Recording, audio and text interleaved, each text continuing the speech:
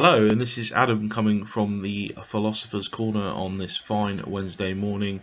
So this is 3 ways to fight the state for the normal person. Number 3, let's just crack right into it. Number 3 is peaceful parenting. This is in no particular order, it's just 3 practical ways that the individual themselves can fight statism. Peaceful parenting, obviously, absolutely crucial. Kind of if the term even exists, kind of a positive eugenics. So what we're basically advocating is peaceful parenting. So teaching kids the art of negotiation, teaching kids that to resolve disputes we don't use force, we use incentives, disincentives, rewards, punishment, ostracism. No physical violence, it just doesn't work. It teaches the wrong perspective on life. It frames the child in the statist perspective, because obviously statism is defined as the initiation of the use of force, and if you frame the child in that mentality to begin with, it's much easier to ram the jack into the back of their head so that they're stuck within the statist matrix for the rest of their life. They inherently believe that force is the compelling factor in any situation that should need negotiation. So yes, peaceful parenting, definitely extremely important. This is something that's in our direct control if we have children. So it's just something that's a no-brainer, really. Peaceful parenting, the next generation, if we had an entire generation of people adopting this philosophy in their child's upbringing, I think we would have a voluntary society follow extremely quickly. So second is, it sounds like a cliche, but be the change that you want to be. It sounds very political, but it isn't. It's what I essentially mean is that just talk to people about anarchism, or talk to people about voluntarism. Ask them questions. I mean, do you consider taxation to be a free choice? What do you think the state is? Ask them what the state is. Ask them what their money is. Ask them these questions. People do respond. I've found if you talk to people about these things, if you make them think, there's a little spark of, oh yeah, I've never really thought about that. Often people haven't just been exposed to this thing. It's not that they're not critical thinkers in and of itself. It's that they've never been exposed to these kinds of questioning, and so it's just a case of using the knowledge that we have to spread ideas in things like podcasts, things like this video. I've written a book, so talking to other anarchists and trying to spread the ideas of freedom and voluntarism about. So yeah, it's such a simple thing, but it's highly effective. You have direct control over this kind of thing. Don't be afraid. You can either take the circuitous route and probably the much more subtle route, which when my discussion with Danilo and Peaceful Anarchy, he was saying that he's asked questions kind of like the Socratic method, if you like. Or do you believe taxation is good, and just sort of wheeling around to the actual point, and then say, oh yeah, by the way, I'm an anarchist, or let them derive that fact from the questioning itself. And then finally, and I can't stress this enough, don't vote. I know I've got a bit of a gripe about this, but just don't vote. I think most people take this for granted anyway. A lot of people are certainly apathetic to the idea of voting. They're becoming very aware that it doesn't matter who you vote for, Republican, Democrat, Conservative or Labour, it doesn't make an essential difference.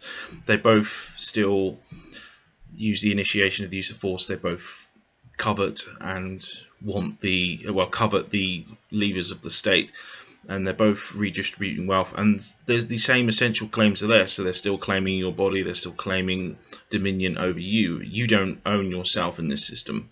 There is an implicit claim on your life, which if you read my book, I explain all this, that people are inherently self-owning. They own themselves and their actions.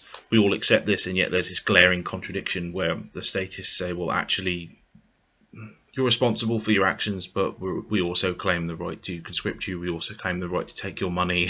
We just call it taxation. So yeah, those are the 3 main ways, very briefly, as to how you can directly fight the state. Peaceful parenting, absolutely crucial. Spread of knowledge, such a simple thing. Just talk to people, question them, question their assumptions about how society functions, about how things can be provided in society. Do we need a state to provide all these things? No. And then finally, just don't vote. Encourage people not to vote. They're all the same. It's as simple as that. So 3 ways you can fight the state, and I encourage you to embrace these ways. Thank you very much. If you find this content interesting, if you find this content enlightening, please subscribe and like. It really helps me. The book is now available on Amazon, The Declaration of the South on the Abolition of the State. My website is www.clarkead.co.uk. All links at the end of the video. Many more videos coming. Thank you very much, and I shall see you later.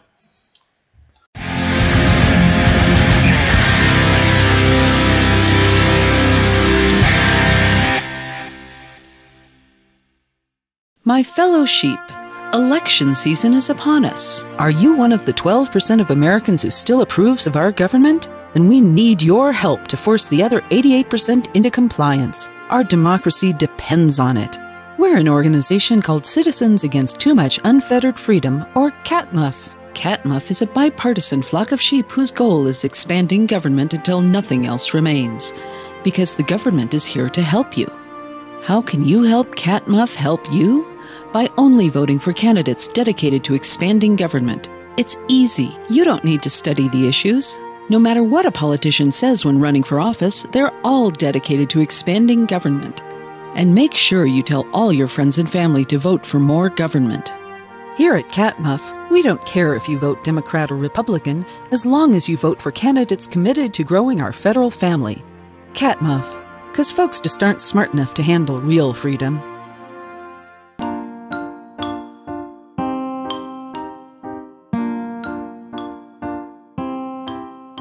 Hello, everybody, and welcome to Peaceful Anarchism on the Voluntary Virtues Network on theseedsofliberty.com or the solpodcast.org and the Conscious Resistance Network. Peaceful Anarchism is covered by the BIPCOT No Government License. This allows reuse by anyone except for governments and the agents thereof. You can find out more information for this at bipcot.org. So today I am delighted to have on Adam Clarke coming in from England. He's an author and a anarcho-capitalist, voluntarist, and his website is www.clarkead.co.uk, and his book is entitled On the Declaration of the Self. So it's kind of a spin-off of the Declaration of Independence, but anarcho-capitalist version. And you can find him on Facebook under Adam Clarke. It's his personal profile, and then I guess for his book is Me Too, ME2, and he is not associated with the Me Too movement, so don't ask him if he's a feminist. No. On Twitter, you can find him at Clarke16, and then on YouTube, his YouTube channel is AD Clarke. So we're going to talk a little bit about his path to voluntarism and anarcho-capitalism, how he came to this philosophy, and we're going to get into his book and what that's all about, because it's a fascinating read. So, Adam, thanks a lot for coming on the show. Oh, thank you for having me. Yeah, no problem. You messaged me, was it a couple months ago, about your book, and you sent it to me very graciously. And, delightful book. I love your style. I appreciate good writing because I'm not an author, but I have written quite a bit, articles and stuff like that. And, I wrote I guess you can say treatises for myself, in high school, apart from school. And, and I love to write. I feel very comfortable with the written word. So when I find someone who, is able to write eloquently and concisely and direct, because, it's funny with writing. People, when you first start writing, people think that if you just, bombard the reader with a bunch of adjectives, that's good. That's good writing, And I think I initially wrote like that, but then as I matured as a writer, I slowly was distilling my writing into its most essential ideas and components. Like how can you get across your idea in the fewest words possible? That's my goal when I write, and I get that same vibe with you. So so please, before we get into that, get into how you came to this philosophy of voluntarism and anarcho-capitalism. I would say definitely the flashpoint of it all was I'll be very boring. The UK general election in 2010. So basically, what happened was there was a coalition was formed for the first time in a very long time in this country. So usually it's red, blue, kind of like Republican, Democrat, but Tory and Labour.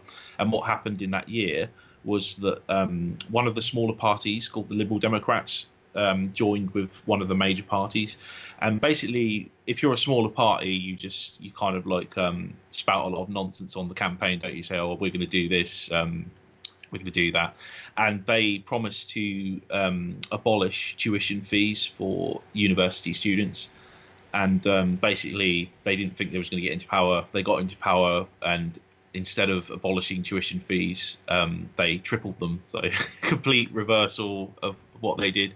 And that is kind of shattering when you believe in something. And I was still very much a statist back then. I believed in all sorts of crazy stuff. And it's just shattering, isn't it?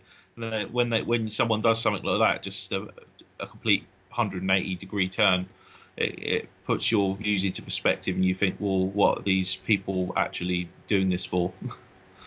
Yeah, actually that reminds me of an analogy where it's like, it's not only that they don't do what they said they're going to do, but they hurt people, and they don't do it, and they hurt people. It's like it's like they, somebody sells you a car, and not only does it not drive, but when you turn the ignition, it explodes, and then you die. Yeah, that's it. Yeah.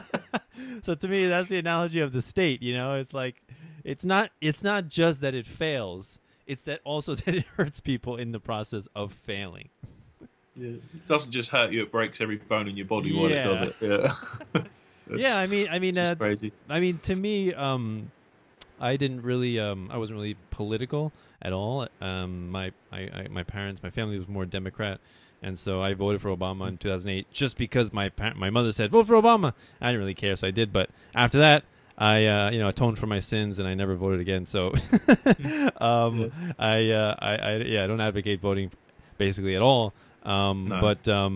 But yeah, so politics for me really didn't really get me into it that much. More, I think I say more reading of economics and understanding history, Tom Woods and things like that, and the philosophy of voluntarism. I love philosophy and economics. That's what I love more than hearing these political clowns and con men talk. To me, that's just like, I don't know. It's just like hearing liars talk. Like, how can you believe a word that they say? That's kind of the people do though. That's the trouble. Yeah, people do, and because they're very skilled in rhetoric. They're very skilled in the way they present themselves. Right. It's enough to fool people, isn't it? Yeah. They say like the amateur thief is the person that like robs people at gunpoint, right? Or robs their house, right? Or steals their car, and then you got the next level up, which is the expert, right? Which is like the mafia. They control their block, and they make kind of like a quasi business, right? Out of extorting people. And then you got the godlike level, which is like the politician, which is like, not only are they stealing from people, but they have actually convinced the population that what they're doing is legitimate and necessary for humanity, for civilization. And so they've institutionalized the process. They've not only have they convinced people, not only are they doing it, but they're convincing people that it's a virtue, it's a good at the same time. So that's the crazy thing about it. It's like a mass Stockholm syndrome. Carrying on. Yeah, because they have the control of the education system as well as the media, right? And tertiary education as well. And so, once you have that, like, how do people break free of that? How does independent thought nurtured and encouraged? Not really. It's the people, like you and me that actually think differently, that are shunned from those institutions and that are cast out. Yeah. There's no. I mean, the last hope, I think, at the moment for the spread of knowledge, and this is a key ingredient in my book for the remedy for fighting back statism, trying to break the cycle of the state renewal and state death, revolution and that kind of thing. Right. The key aspect of defeating it is the spread of knowledge, and the internet really is the last great hope, isn't it? Really, because like you said, there's no way an anarchist is going to publish a paper in they're very rare, let's say, in any kind of faculty in any university, right. Or speak on CNN or anything like that. They wouldn't be given the time. So yeah, the people like us, like you say, very important. That's why I'm doing it. Yeah, very rare. And like you said, the internet is the savior, and I always make the analogy of the Gutenberg press in the 15th century, how that revolutionized the spread of knowledge just by, mass printing of books. And also, I think they translated the Bible, from Latin into like more John Wycliffe, I think. John Wycliffe, is it? Oh, was it? Yeah. Who translated the Bible from Latin. Translated the Bible from Latin into English. I believe so. Yeah. Okay. Yeah. English and every other provincial language. So common people can understand it. It's not just knowledge reserved for the clergy and aristocracy. And so the same thing with the internet. The mass proliferation of knowledge is a beautiful thing, and is what's helping people to realize the chains and the cages that they've been living in, right? When you can read about new ideas and think about things in different perspectives, you kind of understand, like, wait a minute, I can do a lot of things, but we still can't say that we're free in the purest sense, So please get into your book and what that's about. Maybe why you wrote it, how you came to writing it, and get into summarize what it's about. So I suppose I just wanted to do something. I don't want to be one of these people that's always badgering my friends or badgering my family, saying, "Well, you do know taxation is forced, don't you? Expect you don't. Right. Oh, we pay taxes by choice. No, you don't." I just wanted to sort of concisely put all of these observations, these common sense observations, into like you said earlier, like a simple format, so it's just easy to go through. So just to do something, to be honest, rather than just sit around and complain about it, I'd rather actually actively make YouTube videos, write a book, talk to good people like yourself, just actually do something. So that was the main impetus, I suppose, for writing the book. What it's about, there's two main aspects to it. Like I say, it's just explaining how we don't need these people. We don't need a state. Everything can be provided privately. Everything can be provided by a free market. It's just cutting through this miasma of these different kind of misconceptions that people have about the nature of people and society, and how we don't need the state, really, to provide these public goods. It's just a myth. Trying to cut through the indoctrination. And let me ask you, what books and personalities or YouTube channels have you found most influential to you in your learning and development? I'd say quite easily Stefan Molyneux, definitely, very big influence.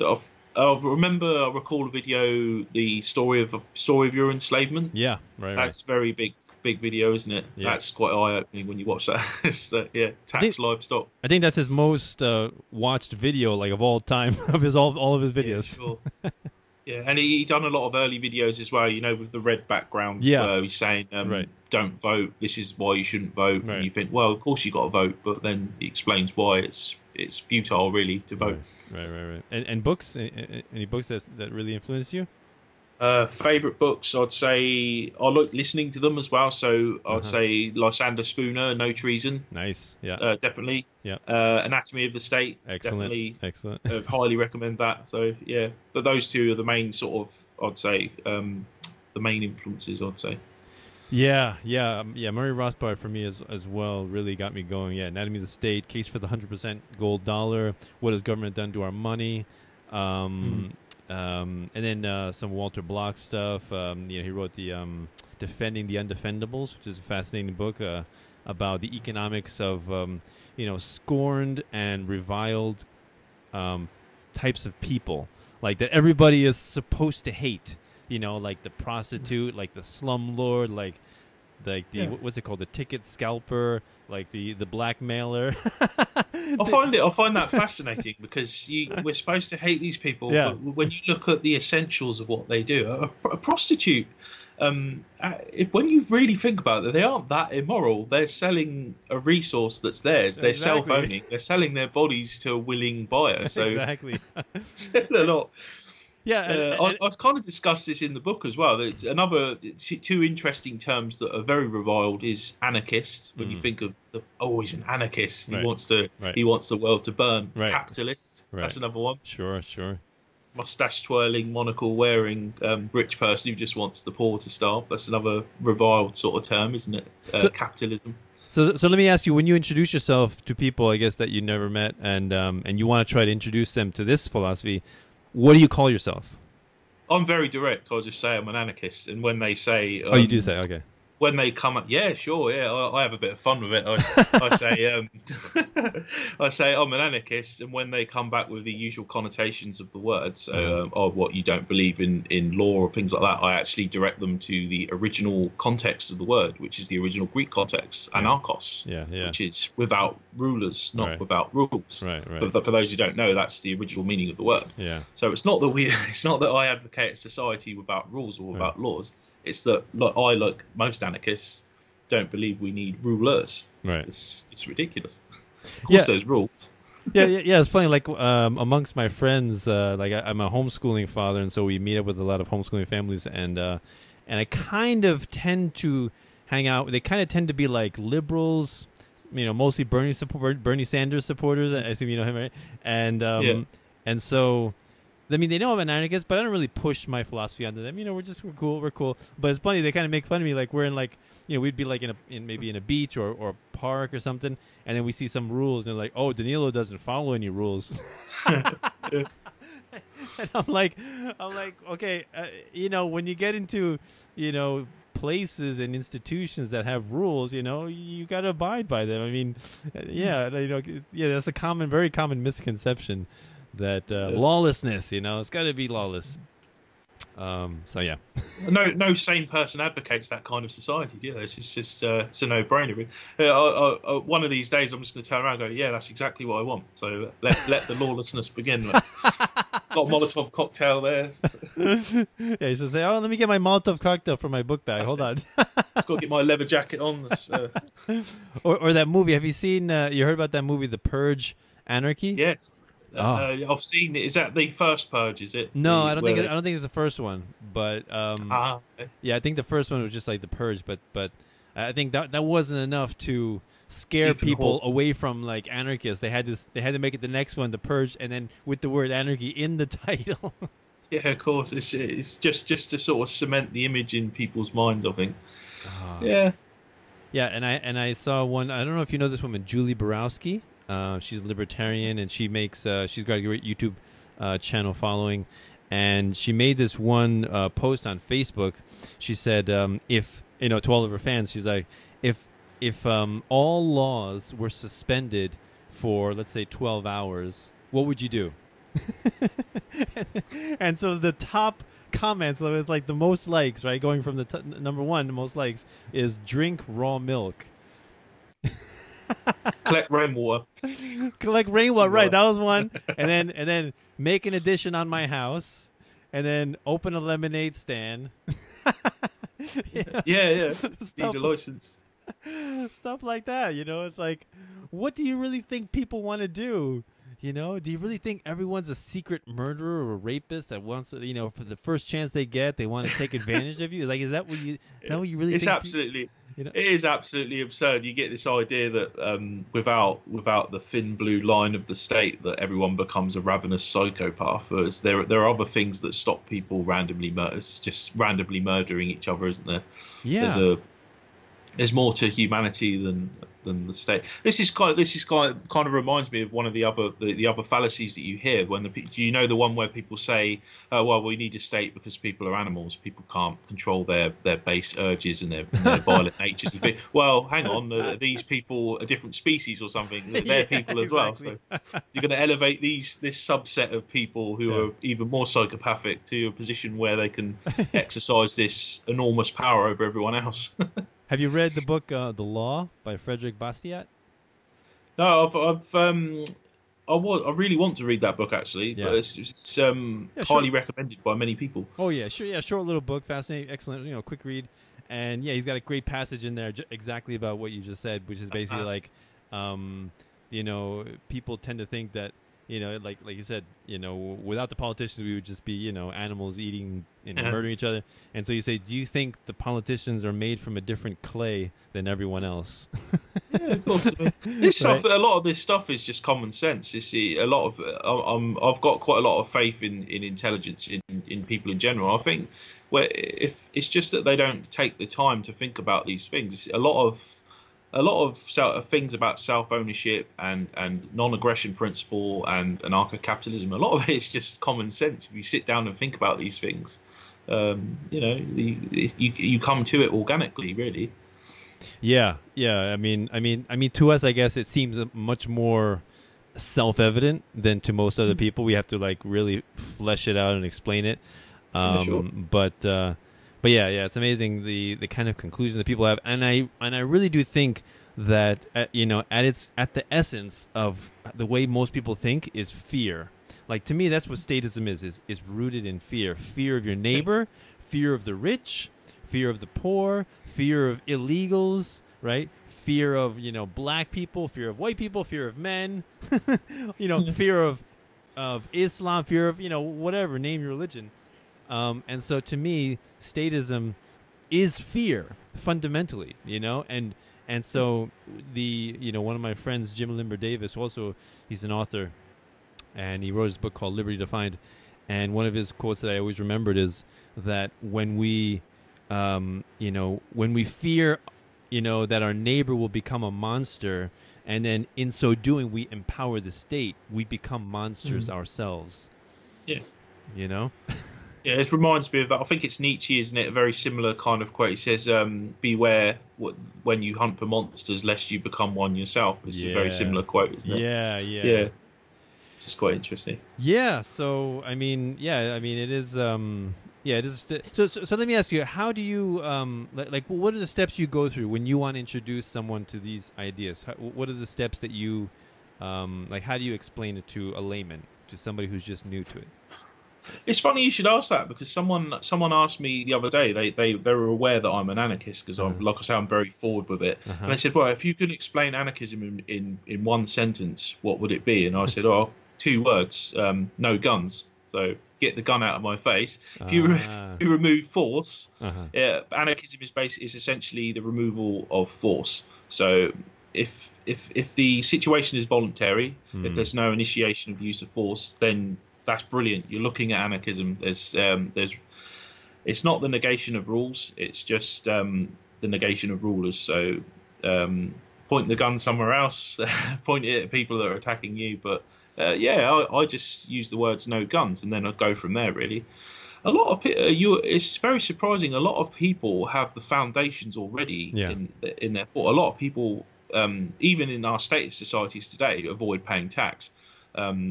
Maybe for more nefarious reasons, but a lot of people hate paying tax. Everyone I ask say, "Oh, well, what do you think about taxes?" And I had a question on Facebook saying the other week, how much money would we actually save on tax? And I just had to say, look, I'm not an economist, I'm not a mathematician, but I'm going to guess your income would increase dramatically, at least tenfold, if you weren't paying all these different taxes. Right. So the point being, a lot of people have the foundations of it there. They're just, it's more like a lens. People like us are lenses. We focus the light rather than actually create the light, emit the light itself, to use an analogy. So, and what's fascinating, that is a good explanation. And what's fascinating is that, in the time of the Revolutionary War here in the United States, they rebelled against the British, Yeah. unlike the very negligible taxes. What is it, like a stamp tax and like tea tax, and like that's it. They like had, I don't know, a couple of percent of their income stolen through taxes, and that was enough to cause a rebellion. And today, how much is, you know, 1/3, or perhaps including, you know, 1/3 of your income, maybe including all the other taxes, nearly half of your wealth is taxed away, and yet people on Independence Day are celebrating their freedom. Forget today. You think about it, and you were talking about the United States.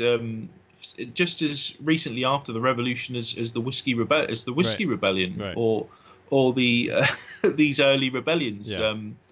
Some of the taxes were higher than under the British. Right, So exactly. it's absolutely crazy. This is like 10 years after the revolution. Yeah. That's So true. it's okay to rebel against and justly rebel against the authority of a foreign ruler, but when the authority is domestic, suddenly magically it becomes totally legitimate.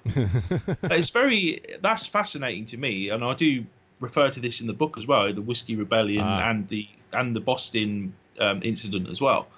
It's fascinating to me how I don't see how it works. So you get a group of men, presumably, who magically have the arbitrary authority. I'm talking about the founding fathers. Yeah. To make up these rules. I mean, who gives them the authority to tell other Americans or other colonists at the time how to govern themselves? It's absolutely bizarre. Right. This is not just the Americans. It's the same in every society. Obviously, you get the social contract theory and all that kind of nonsense. Yeah. But I always just turn around in those situations and say, well, I never signed any contract, so I don't see how these people have the right to govern how I live or dictate laws and things like that. Yeah, and it's amazing that in no other aspect of society, of our lives, do we accept this idea that everybody is beholden to this thing that none of us signed. Like, you know, your cell phone bill, you have a contract, right? Maybe your water company, you have a contract. Maybe with, you know, I don't know, with your catering company, you have a contract. You have a contract with everybody that you do business with, except with the state. That's implied because a couple of old white rich guys, you know, like 2 centuries ago, sat down and wrote something down, and somehow that applies to me.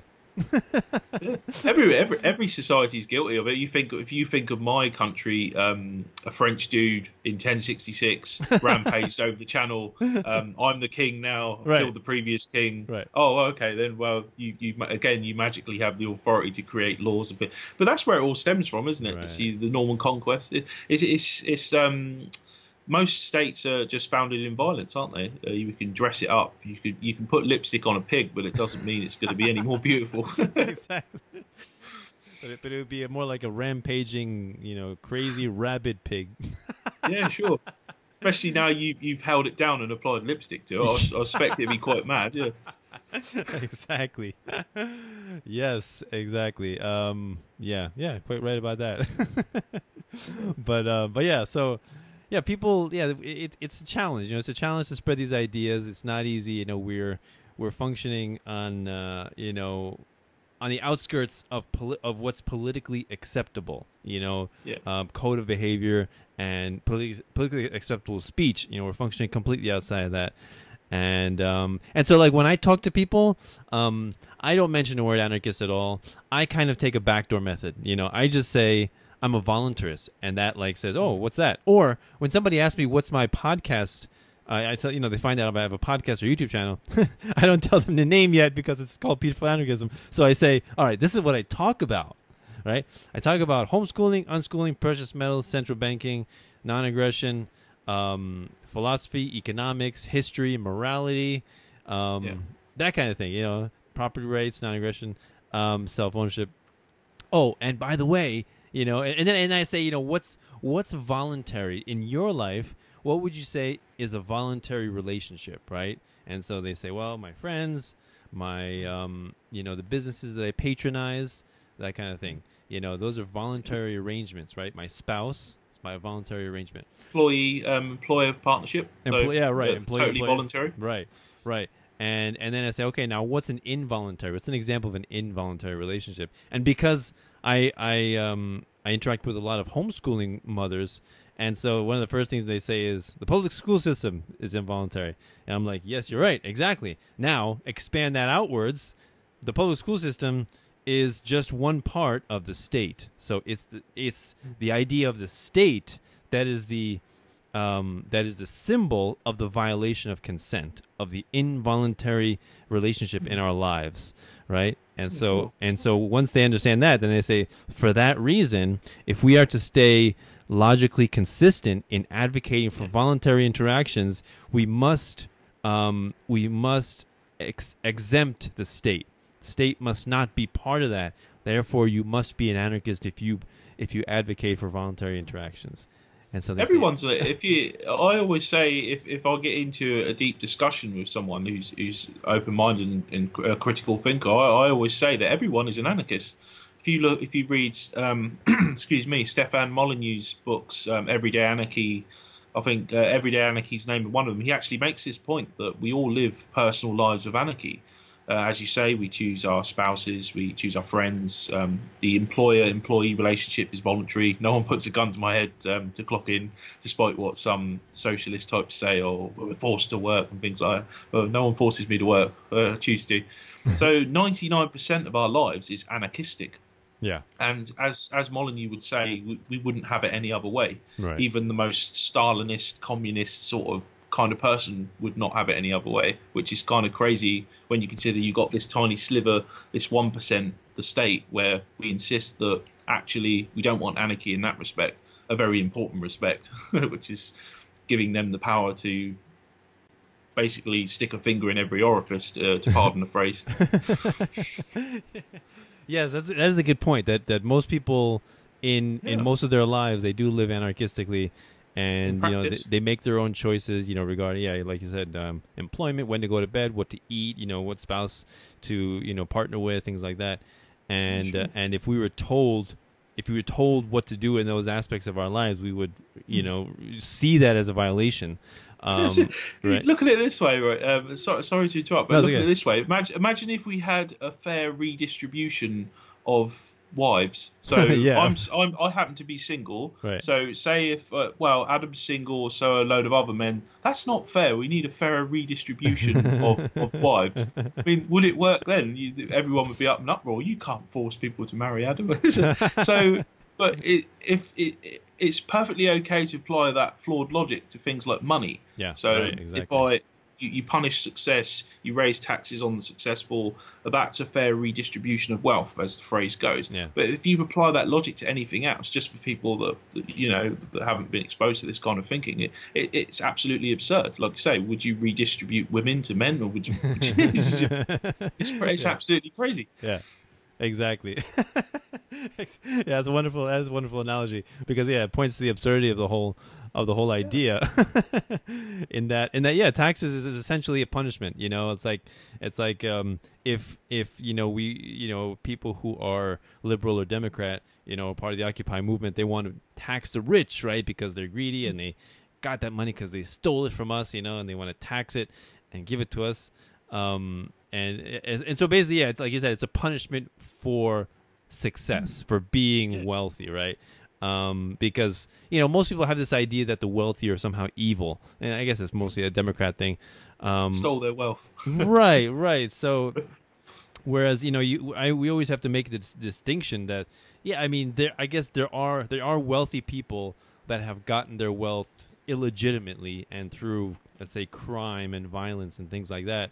But for the most part, most people that are wealthy earn their wealth through providing a service or a good that people voluntarily purchased and enjoyed and actually enriched their lives. Like, I'm happy that Bill Gates is a rich guy. I'm happy that Steve Jobs, when he was alive, was a rich guy. I'm happy because he made my life better with all the technology that he made. I have a MacBook. I have an iPhone. I'm happy. He's made my life better.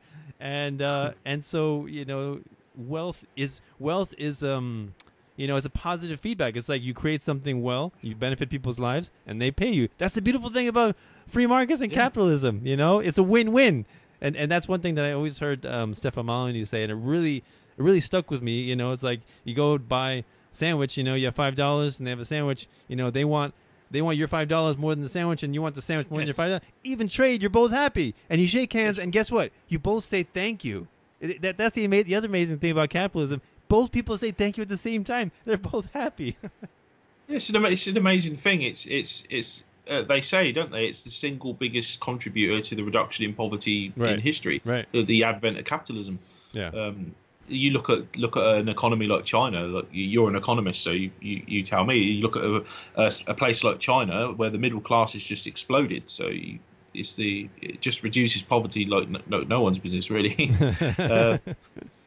Unfortunately, it's like I say, we live in a very strange world because we have these, like I was saying at the beginning, you have something that's threatening to the state has to be tarred and has to be blackened. So the word anarchy. Even you don't like to describe yourself as an anarchist, as you said before, because of the connotations of it. I after I give it that that preparation, then I say I allow them to come to the conclusion.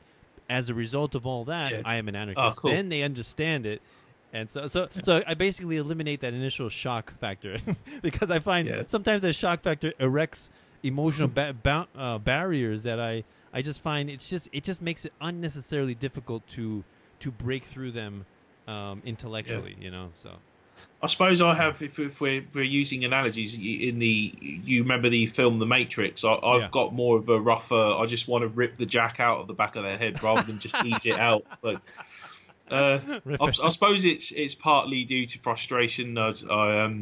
I'd like to see some kind of green shoots of anarchism rise up, at least while I'm alive. I'm actually a pessimist in respect to I don't believe that a free society is necessarily going to come about in our lifetimes, but I'd like to help build the foundations, if you like. Not to be a pessimist, I'm just saying it's given that the sort of the system that we're in at the moment, I think it's going to be very difficult, even with the internet and the spread of knowledge. But it's like, again, showing his influence now. Like Stefan Molyneux says, it's a noble endeavour to try and spread the knowledge in these early stages. But hopefully it will happen in the future. We will have a free society if peaceful parenting is encouraged, if what I call voluntary affirmative actions are encouraged, so people just circumventing, acting outside of the state, doing things themselves, Agorism. Taking responsibility for their own lives, basically. Actually, very bright future. Yeah, that's you heard the term agorism? Agorism? Agorism is basically what you just said, which is encouraging people rather than like directly resisting the state and, you know, maybe, I don't know, protesting, marching, you know, directly resisting. Agorism is basically living your life outside the state, avoiding the state as much as possible, avoiding taxation. Don't send your kids to public school. Don't conduct your business in a way that the state can see your business and can tax it. So basically avoid in every way that you can the state. That is the life of an agorist. And one of the quotes that I like is a libertarian let's say a libertarian understands the non-aggression principle. The anarchist like enjoys the non-aggression principle, and the agorist lives the non-aggression principle. And I thought that's a very good illustration of you know, and that's kind of what I tell people. And actually, what you said, which is, you know, you said you're a pessimist. I mean, I kind of am the same as you, but I don't see myself as a pessimist, because the way I look at it is, it's irrelevant whether a free society happens or not, whether a voluntary society happens or not, because it's kind of the same way as like saying to an abolitionist in the 19th century, you know, a society without slavery is not going to come in your lifetime. So you're just a utopian idealist. So stop even trying, you know? And to me, that it doesn't matter. It doesn't matter if you're not going to live to see it. All that matters is that you're living, you know, you stating your principles, what you believe in, and you live by them, you know, and you live a noble and moral and kind and compassionate life, right? And hope, you know, through the spread of knowledge, through your book, through your YouTube channel, that other people will learn and follow your way. And I think that's the best way that we can affect change, is by embracing and embodying this philosophy, right, in our own life and in the way we raise our children, And so in that way, slowly we are, you can kind of say it's a kind of like eugenics. We're populating the world full of, people who understand property rights and self-ownership. It's a good eugenics. It's a good eugenics, right. People through peaceful parenting, we're raising people that's going to be the adults of the future that understand these philosophies and that will promulgate them and will really create a much more peaceful and prosperous society. So to me, it's irrelevant whether or not it happens. It's like another kind of analogy that I enjoy is I'm planting the seeds now for which we might not enjoy the shade in our lifetime. Right? That's good. Yeah, that's what we're doing. Yeah, sure. Yeah, it's good. I think I've heard that analogy before. You got the big oak, and right. You won't enjoy the shade of the seeds, and that's a very nice quote. I would say, I think, I'm not sure whether I'm a pessimist. I'm a pessimist in terms of I don't think the actual society will happen, but I get what you're saying about the slavery analogy. Yeah. Yeah. Yeah, and also the other thing is, my concern is not necessarily that it will happen or that it won't happen. All my concern is that I'm living a compassionate and moral life and a decent life. That's my concern, right? I can't control what other people do, right? We can try to spread these ideas, we can try to influence people, but in the end, we can only control ourselves. And so, for me, that's it. And that's what I tell people. Forget about, some people get overwhelmed, like, well, it's never going to happen. We're never going to change people. Don't worry about it. Don't worry about it. Just focus on yourself, okay? That's enough work for anyone to do. Just focus on yourself. Yeah, sure. Improve yourself as a human being, and that will be one less person advocating for the legitimacy of the state. And if that happens, I'm a happy man. Indeed, this is why we fall when you talk about when I talk about anarchism with some people, you inevitably fall back into this practicality crutch. So they always say, right. "Oh well, if you can't explain to me the price of tuna in spring water in 70 years' time in an Asda supermarket, oh well, you can't explain that, therefore it doesn't work." And you think, well, no, it's not. It's the mechanism itself. It's not the details of the mechanism, is it? Yeah, actually, I just heard a recent video of Stefan Molyneux just like today, and he had a caller call in, and basically the caller was basically asking him all the common status questions, like how would regulations happen? How would you regulate this business? How would contracts be enforced without state monopolized courts? How would private police happen? And so he had to explain all this stuff. How would education happen? And he was trying to, but in the end, it doesn't really matter. Like he didn't have to explain it to this person, because it's kind of like asking the abolitionists, if you can't explain to me how a society will work without slavery, then what you're saying exactly, who will pick the cotton? What you're saying is invalid, because you can't explain how the future will pan out without slaves. To which he should say it doesn't matter. All I know is owning human beings is immoral against their will. That's all that matters. That's it's a moral absolute. Yeah, that's all that's important. From there, we can find a way to survive. Again, a lot of that, I'm no economist. A lot of this is just common sense. You can think about it. People act. I explain this in my book. You don't have to know the ins and outs of a duck's arse. People act according to incentives. Right. If people want to feel secure in their society, if they want potable water, for example, if they want all of these goodies, then of course the free market's going to provide those goodies. People act according to incentives. Right. Just because a state isn't there, that doesn't mean people are going to magically not need roads or access to work or a freight system to deliver their goods. That's absolutely ridiculous. But this is the thing: people are so caught up in this kind of mentality. Well, it's the fallacy of if the state provides X, without the state X won't be provided. Right. It's a very basic fallacy, and it's just getting people past the tuna example, like you can't tell me the price of tuna, etc., or if you can't tell me how cotton would be picked after the slaves are emancipated, therefore it doesn't work. Well, that's ridiculous. It's the mechanism itself. It's the fact that people act according to incentives. Free market would be perfectly fine. It'd be perfectly fine. You'd still have regulations. Of course you would. businesses would self-regulate. It's just again, it's just common sense, isn't it? Would you want to eat in a restaurant where the staff were licking the burgers before they're putting them in the buns? The restaurant would go out of business very soon as people started spreading the word around. Don't go to Joe's and Rich's Burger. Exactly. It's self-regulation. You don't need a monolithic, great big state regulating things. And there's a great quote by Frederic Bastiat on this very topic, which is, he said, like in 1850, which is like, the socialists tend to think that without the state, we can't have roads, we can't have, maybe, I don't know, mail delivery. But he's like, if that's true, then does that mean that if the state doesn't raise grain, then we're all going to starve? Is that,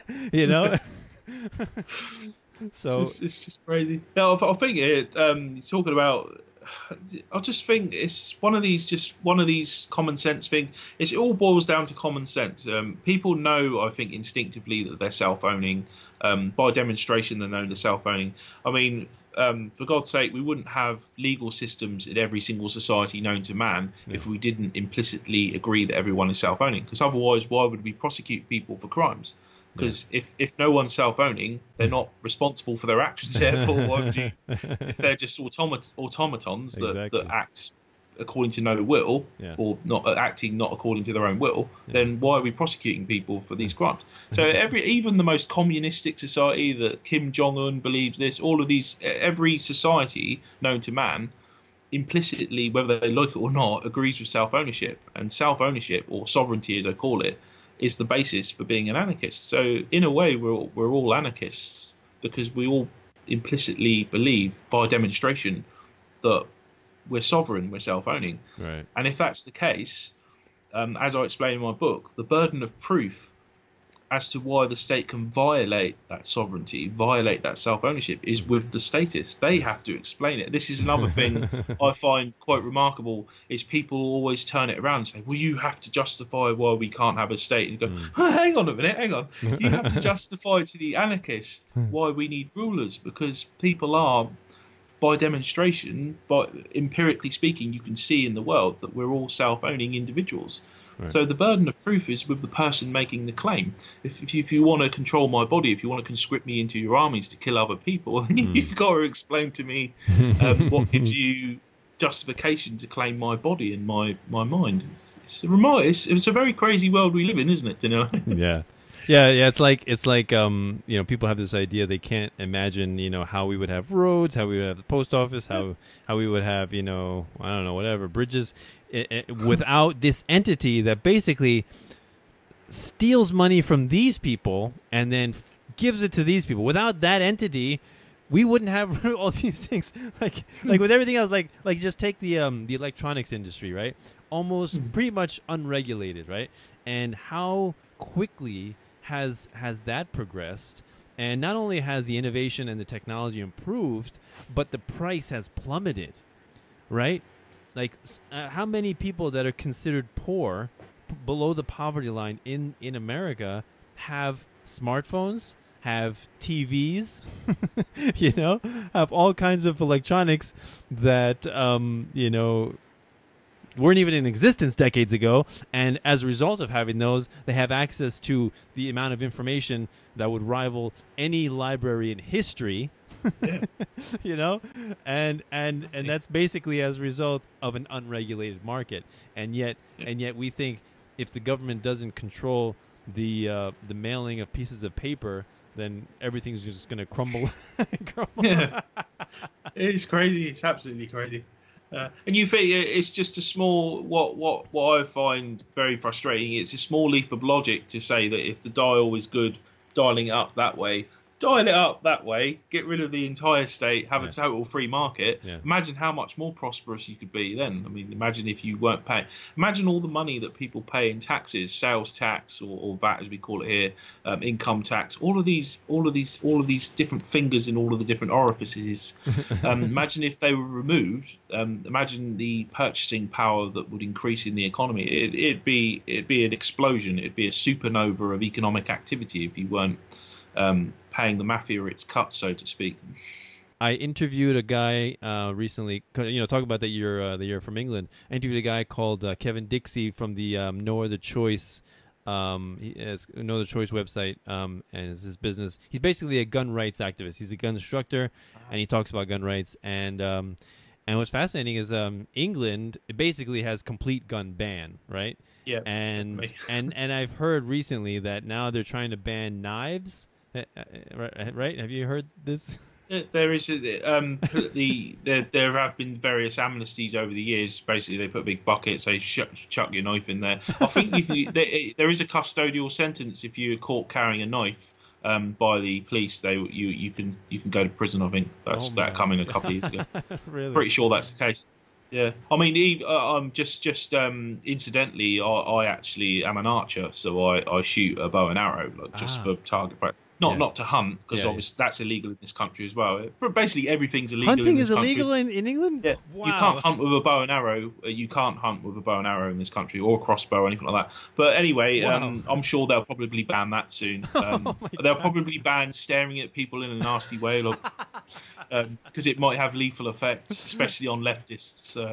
Wait. So how are you supposed to hunt, with like a pea shooter or like a BB gun? How are you supposed to hunt?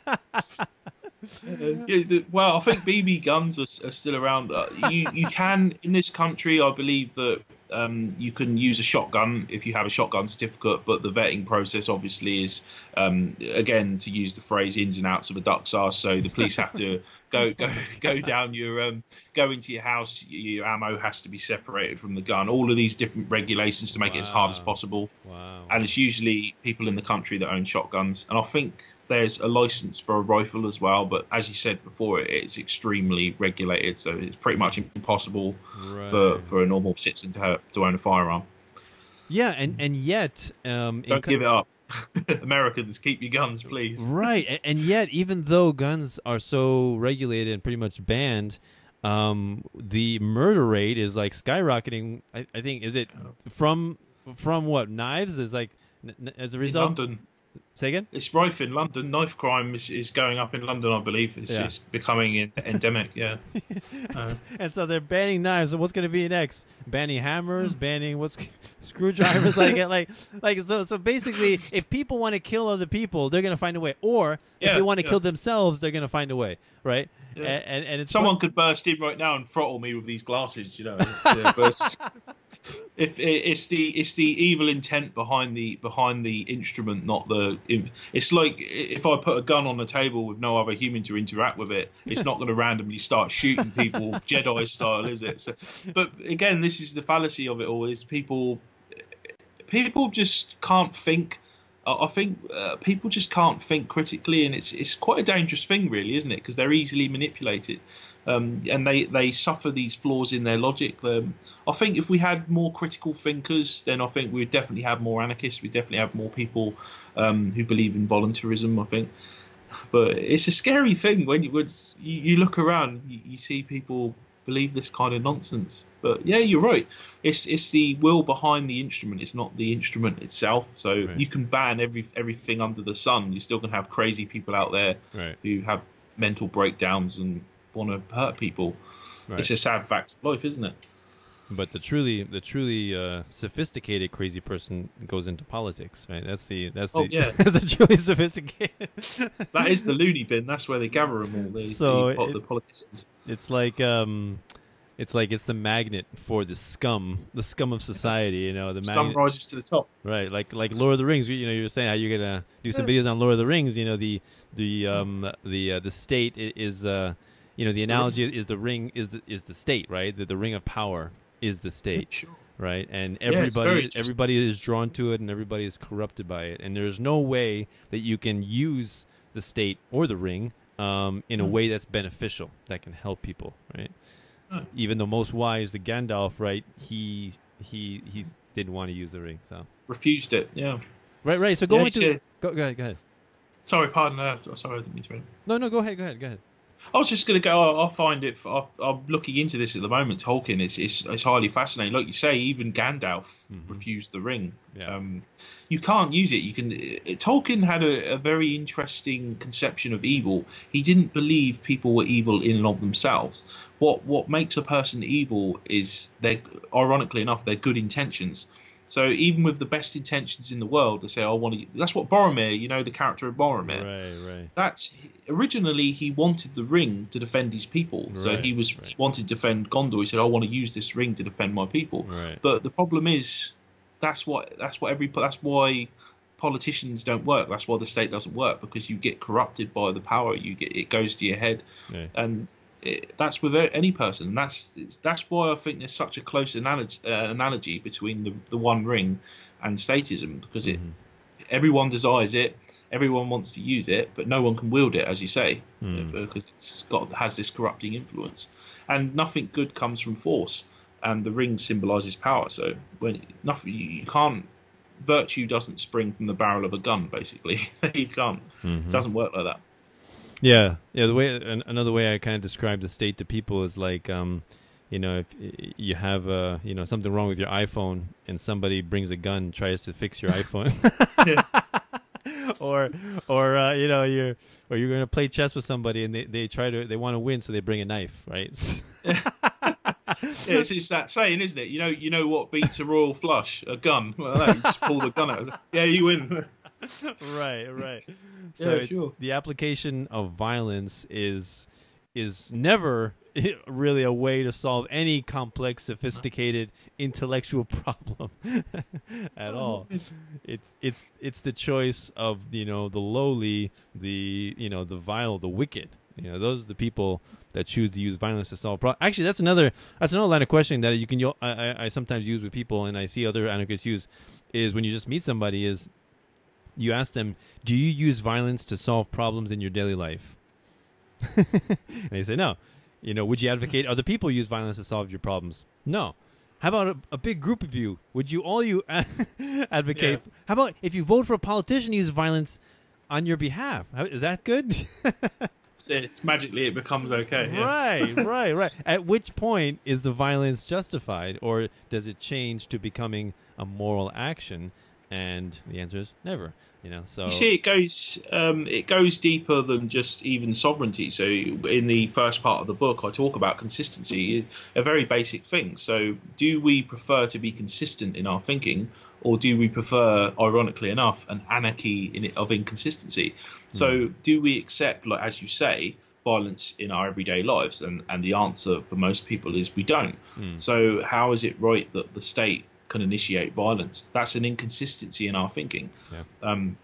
Most people want to be consistent, so that's a whole section, a small section of the book that needs to be clarified for people, because some of these things, they're so under the radar. Some of these ideas are, paradoxically speaking, some of these ideas are so under the radar and so basic that you can't see your nose to spite your face, kind of thing. So consistency is extremely important. Yeah. And if we want to be consistent in our thinking, and I think most people do, most rational people do, then we can't have a state, because the state is the ultimate initiation of the use of force. Yeah. We don't accept force in any other aspect of our life. Therefore, we shouldn't accept it in our governance. It's very simple, really, when you couch it in those terms. Yeah. Another way I like to think about it, or that has been told me, which I really enjoy, is we interact with ourselves. We are the ruler or the monarch of ourselves. So it's a monarchy of self, and it's an anarchist, in relation to others. Anarchy in relation to others, which I really enjoy that explanation. So so what wonderful talking to you. So before we go, please reiterate your your contact information, how people want to if they want to follow you, how they get in touch with you, or if they want to get your book, how do they get that? Yeah, sure. So the book, The Declaration of the South on the Abolition of the State, available on Amazon, Amazon US, Amazon UK. The website is www.clarkead.co.uk, and the YouTube channel, I try to upload a video every day, probably every other day. That's just A.D. Clarke on YouTube. Type that in, you should find me. Quite easy. Excellent. And before we go, I always ask this of my guests. What is your favorite quote of all time? I think I've got a good one, and it relates to statism in our system. It's quite well known, and it's usually attributed to Albert Einstein, and it is: insanity is repeating the same thing over and over again and expecting different results, and that ties in with our electoral system. Every now and again we get a new idiot surprises, find it like a polished turd, and we think that things are going to be different, and they never are. So there you go. A useful idiot, or a tool, or a puppet, or whatever you want to call them, a clown. Take your pick. All the essential ingredients still remain. They're still initiating the use of force. They're still using taxation and all of the nasty increments of the state. So in that sense, they're all the same, whether they're Republican or Democrat or Labour or Tory. So And one way you can translate when you see a campaign, politicians campaigning for office, just think whatever they're saying, whatever they say they want to do in office, just imagine them saying, I want to use the stolen funds to do X. And then the other guy's like, no, I want to use the stolen funds to do X. I'm going to steal even more and give you even more. All right. So where do you want the stolen funds to go? And all the anarchists are saying, maybe we shouldn't be stealing from each other. How about that? Can we try that? Maybe. Okay. So not a radical idea at all. So probably be like, you don't like poor people, right? What, do you hate the poor? Oh my God. Oh my God. Start from square one. So all right, cool, wonderful conversation, Adam. Really enjoyed it. So yeah, please everyone check out his website, check out his book, order his book. It's a wonderful read. He's a great writer. I think he illustrates the points and he explains them in great detail and very clearly, very concisely. A lot of references to movies, right? Especially Lord of the Rings, and different quotes and awesome stuff. My kind of book. So I highly recommend it to people. Yeah, check it out. The Declaration of the Self on the Abolition of the State. Yeah, awesome title. So wonderful talking to you, Adam. Thank you very much. So everybody, this is Peaceful Anarchism on the Voluntary Virtues Network, on the Seeds of Liberty podcast, which is solpodcast.org, and the Conscious Resistance Network. Wishing all of you have a wonderful day. Take care. Bye. Thank you for listening. If you enjoyed this content and would like to see more of it, please feel free to donate and help me interview other fascinating people. You can do so through Patreon. That's patreon.com/peacefulanarchism to help me out. $1 a show is all I ask. If you feel so inclined to donate more, please feel free. It will only assist me in spreading the message of freedom and voluntarism that much farther and that much more efficiently. You can also donate to my Bitcoin. My Bitcoin address is in the description to my videos, as well as on my website, peacefulanarchism.com. And while you're on my site, there's a donate button to donate through PayPal. If you prefer to donate through PayPal, you can do so with that. But Patreon is a little bit easier for content creators, as you can set up a recurring donation if you so desire. Also, while you're on my website, peacefulanarchism.com, please feel free to sign up, enter your email address, sign up for my newsletter, and you will receive updates every time I post something, a video or an interview. I do not send out any spam. Or you can also follow me on Facebook under facebook.com/peacefulanarchism or facebook.com/Danilo Cuellar 3, I believe, Danilo Cuellar 3. So either one of those methods, if you are able to donate, I would be most appreciative. Thank you very much for listening. I hope you have a magnificent day. Cell 411 is a free app for Android and iOS that replaces government-controlled 911. Cell 411 allows you to preset a group of friends or private organizations to show up in any emergency. Cell 411 is a nightmare for the state because it proves their so-called services aren't needed. Cell 411 has had thousands of installs, and of course it's covered by the BIPCOT no government license. Cell 411 because your friends won't shoot you when you're in trouble. Without the government, who would build the emergency services? You and Cell 411. Get it today at getcell411.com. That's getcell411.com.